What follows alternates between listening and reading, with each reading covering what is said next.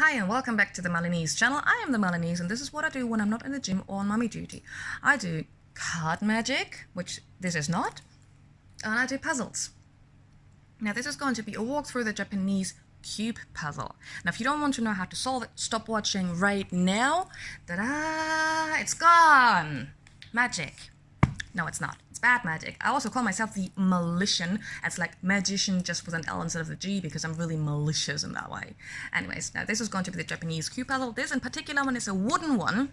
So if you have a new one, which is wooden as well, you will notice that it's going to be a little rough around the edges, and so you'll need to smoothen it out like a good pair of chopsticks. You break them and you smoothen them out.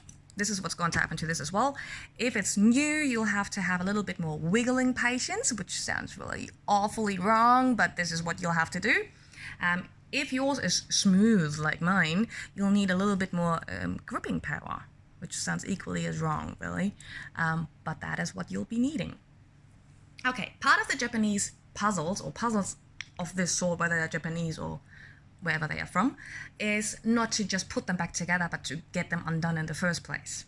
Now, if yours is new, it's going to be relatively solid and you'll have to wiggle a lot. Mine is relatively smooth, so it's going to come undone a lot more easily.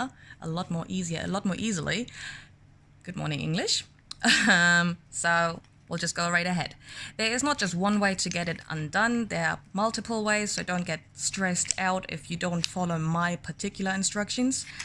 You don't have to memorize the way you're going to get it undone, because knowing how you got it undone is not going to help you knowing how to get it back together, which is also really tricky about these Japanese puzzles.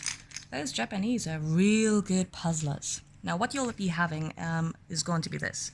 You'll be having two of each, for most parts anyways. These two are solid blocks.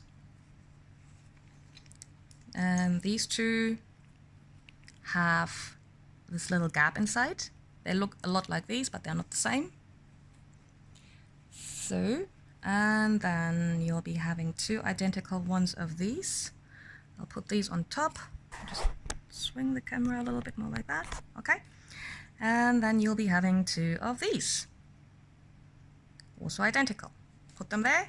These two are the only unique pieces in the puzzle. This one has a small gap and this one has a big gap. Now we're going to put these together with these blocks that have a small gap inside. We're going to put them together like this. So make sure it looks like this. The gap remains. Make sure you don't put them in like this. We don't want it to be a flat structure. We want it to have that gap. So this one we're going to call the big T, and we're going to put that, well, we're going to put that here. And this one we're going to put in here, and this is going to look a lot more like an aeroplane.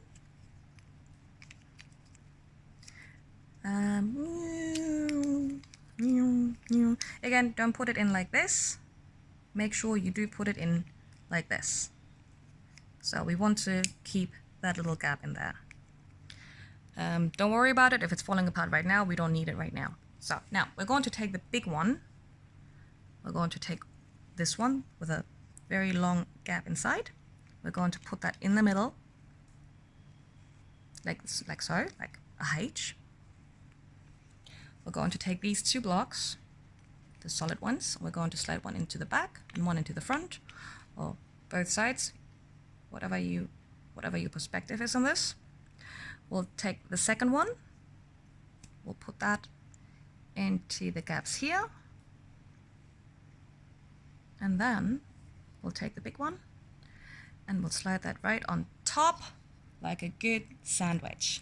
We'll straighten it out to the side, and our structure is going to look a lot like this from the side and like this from the top, like a good fat H. And then we're going to take these two identical pieces, and we want to slide them to the side. What we need to make sure of is that they're going to be facing each other. So make sure you slide them in so they look like this, facing each other, not like this. These are not facing each other. So they need to be perfect mirror images. And once you've made sure of that, you'll slide them right in here. facing this way, not that way, not whatever way, this way. Okay? So, okay.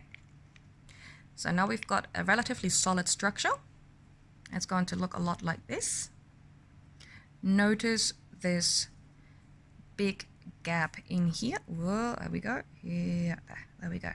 All right. So now you can slide these back and forth. And we want to start with the side that has no gap. So we'll take the airplane looking like one. That is the one with the relatively big gap. Again, make sure it's like this. We want to have the gap in there. And then we'll slide it into the bigger gap. Like so. It doesn't really matter whether you take this side or this side. Makes no difference. You'll just slide it in. We just need the gap. We'll just need the hole and we'll just stick it right in there. Just to stick to the innuendos. If it slides through, don't worry. Just put the big one in and stick the smaller piece right back through. Just make sure that it sits right in here. And then slide it right back to the other side. And then when you turn it around, you have one last gap here. Here comes double penetration. This is how you make puzzles sound extremely wrong. You take this hole and you put this stick right back in here. And there is your puzzle. Ta-da! Thanks for watching.